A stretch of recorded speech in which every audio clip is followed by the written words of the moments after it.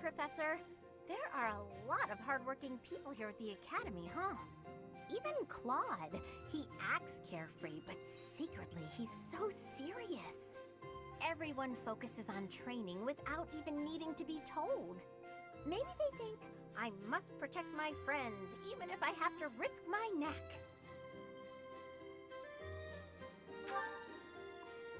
What? I'm diligent? Everyone else is just excessively diligent. I don't understand why anyone would want to risk their life for someone else. When you die, no matter how you died, it's over. To me, it's more important to enjoy life. We only live once, after all. It's a waste to spend all your time working and being responsible, right?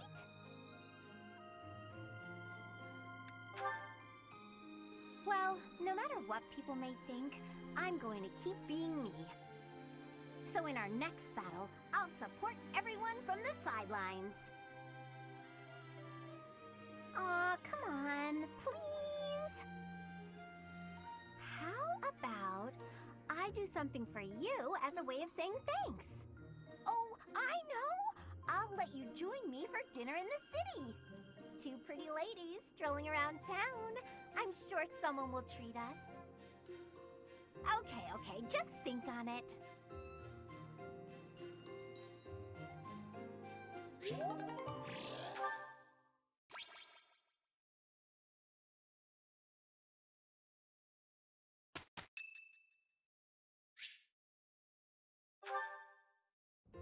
Great timing, Professor. I was just going to come find you. Are you busy? I have a question about formations. I don't understand them at all. Are the speed of battle and the terrain connected somehow? There's too much to memorize.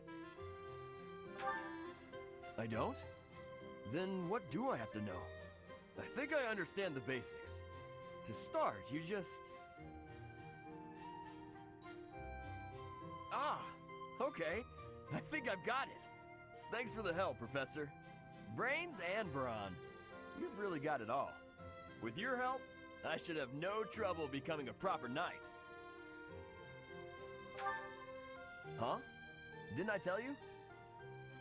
My parents were merchants of the Alliance. They died in an accident. That's why it's up to me to look after my little sis. I'm not great with bookkeeping, so I don't think I'd make a good merchant. I talked to Grandpa, and he suggested I become a knight. So I sold all our valuables and used the money to pay my way into the academy. My sis won't survive if I get kicked out, so I can't give up now.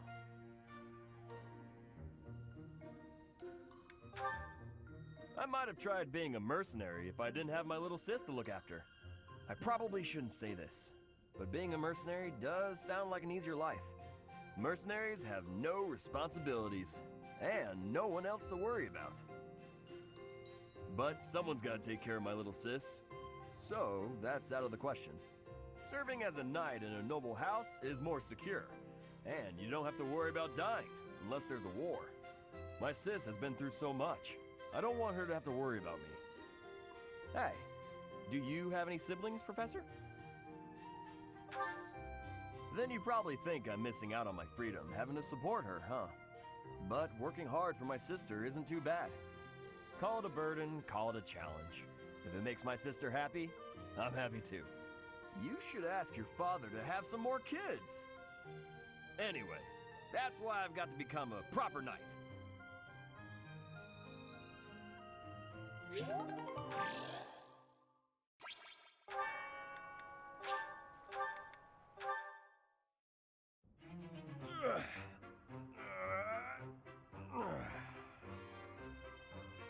Whew. Time to rest.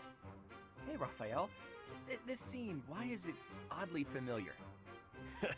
It's almost like this stuff is drawn to me whenever I'm in town. I'm just happy I can use my muscles to help out around here. But isn't your goal to become a knight? Running errands isn't exactly a knight's job. I heard that proper knights always help those in need. Isn't that right? Well, you're not wrong, but I think most people would consider that only a small part of a knight's duty. A knight's main function is to fight and defend, don't you think? That said, I'll agree that helping anyone and everyone who needs it makes you a remarkably virtuous person, which is even better. If someone virtuous becomes a knight, they'll be a virtuous knight, right? That's about as proper as you can get. Yes, I suppose so. I, for one, would certainly look for virtue in any knight that I recruited. So you're saying I'm the type of knight you want to hire for House Regan?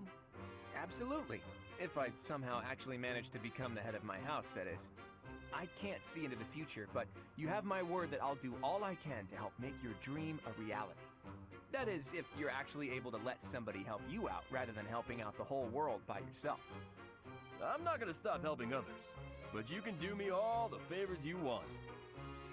All this talk of being proper is making me hungry. For my first favor, why don't you bring me a snack?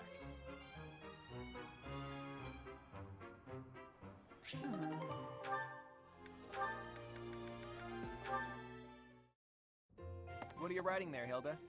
Wait, let me guess. You're replying to one of your brother's letters, right? Of course.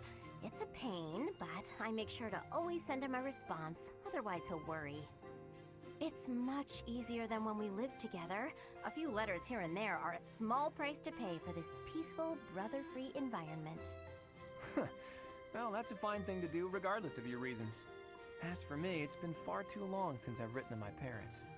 Oh, I thought your father had died. Not quite. He's still alive and kicking, as far as I know. The late Duke who died in an accident was my uncle. I see.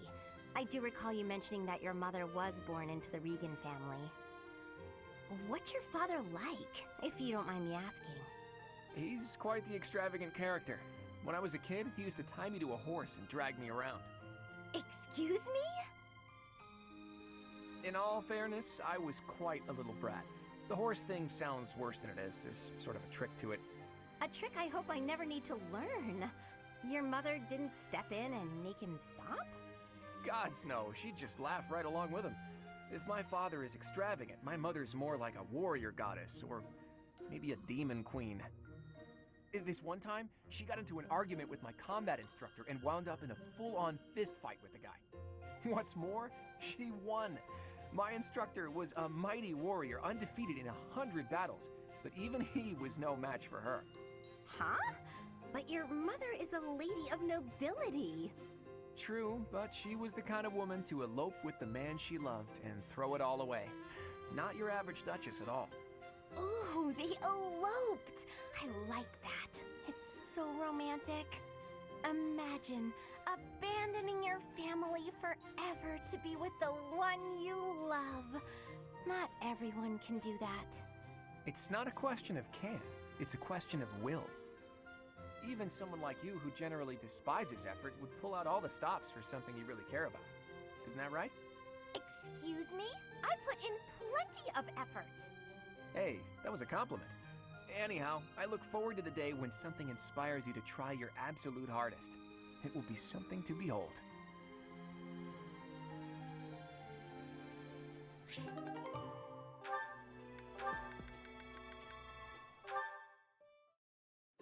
A little closer. Hey, Leonie, what are you up to? Oh, come on. What'd you do that for? Look, you ran my quarry off. You were hunting? Ooh, is the dining hall that short on food supplies? No, but I like to hunt every now and again. Keep my skills sharp. I suppose so. You're from a family of hunters, right? Well, there's no shortage of prey to hunt around here. True. Not many hunters around the monastery, huh? Rivers full of fish, trees bursting with fruit, mushrooms ready to harvest all over. It's the kind of place where you can really be self-sufficient. Guess we can thank the goddess for that. I don't know. I'm more inclined to thank the bountiful earth than the goddess for such things. The goddess may offer spiritual guidance, but she doesn't fill our bellies, that's for sure. Not a very noble-sounding thing, to disregard the goddess and honor the land. Leonie, whose grace do you suppose humans live by? The goddess? The nobility? I'd say it's neither. It's the endless bounty of this magnificent land that gives us life. Won't hear me deny it. But who's to say it isn't the goddess whose protection makes nature thrive? I'm not the most devout person, but I'm not about to go around saying we don't need the goddess at all. I said she gives spiritual support, didn't I? I wouldn't go so far as to say she's wholly unnecessary. But in Elmira, Dagda, Bridget, and plenty of other places, they don't believe in the goddess. Nature is a blessing that knows nothing of borders. The goddess is the goddess, and the earth is the earth. They should both be revered for what they are. Look, this is just my personal opinion. If you truly believe that everything depends on the goddess of Saros, that's your... Hey, it's fine. You don't have to worry about me. I'm a believer, but I know there are those who aren't. And I kind of like your way of thinking. Giving thanks to nature and all. It makes sense. I knew a wild girl like you would be able to get behind an idea like that. What? Like I'm feral or something? Hey, you know, this kind of talk could be viewed as heresy if it was public. Yeah, probably. We'll just have to keep it to ourselves.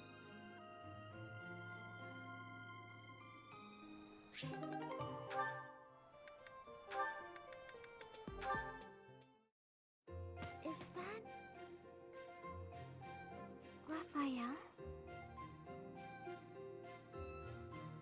Yeah, I get it. But you can't be so picky.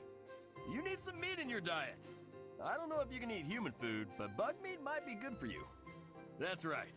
You need to eat plenty of bug meat if you want to get big and strong like me. No more sweets for you. What? He's talking to a bird? Huh? Is someone there?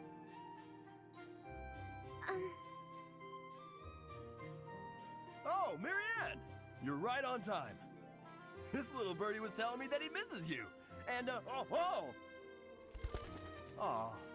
it flew off. It appears so. Why do you think birds fly away when there's more than one person around? Birds never seem to stay put unless I'm alone. Birds are very cautious creatures.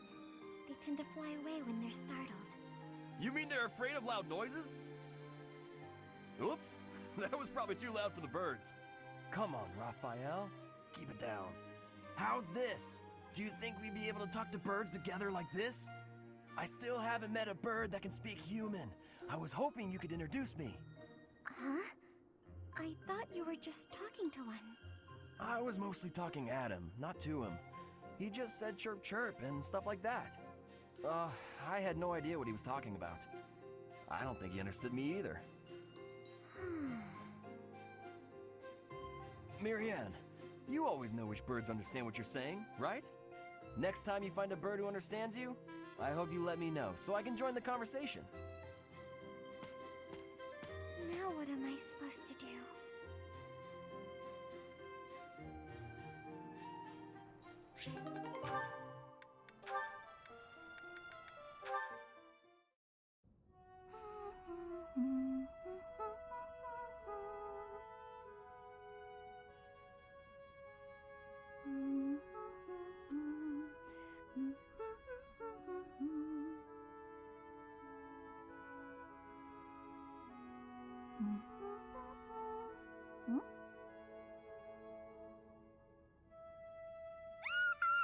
Ambush! I knew you were out to get me! Ah! Bernadetta, please, calm down! Calm down? Sure, why shouldn't I? Nothing's more relaxing than being spied on! I just love it when huge scary men lurk behind me with their insidious smiles and heinous schemes! Ugh, you just want to make me a laughingstock! Ruin me in front of everyone! I know it! Please, listen. I only came to hear you play. That's it. Promise. I'm not gonna make you perform in front of everyone else. I just wanted to hear you myself. Just you? Nobody else? Really? Really? I kept trying to ask, but you always ran away. That doesn't mean you can just watch me creepily from the shadows, you know. That would scare anyone. You're right, I'm sorry. I just didn't know how else to get your attention. You get so scared. But it looks like I ended up scaring you anyway. I'll leave you alone, Bernadetta. I really just wish I could have heard you play. Raphael?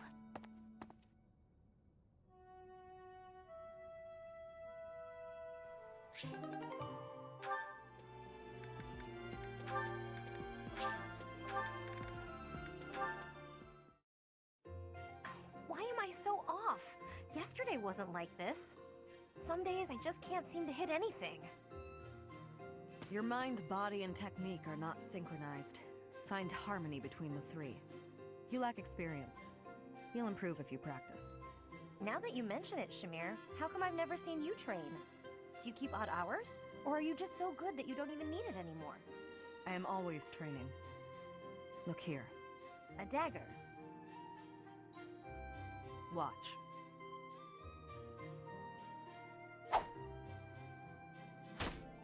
Wow, nice throw. That was a long one. But does throwing knives at pillars really count as shooting practice? Look closely. Is that a centipede? You pierced it clean in half. How did you even see that? I train everything. Eyes, speed, accuracy. Watch as the bird flies. Feel the wind. Recognize the distance between objects. Not all training requires a weapon. Integrate training into your daily routine. My daily routine, huh? Well, that's great advice. Thanks. I'll do my best. Very good. Just be cautious.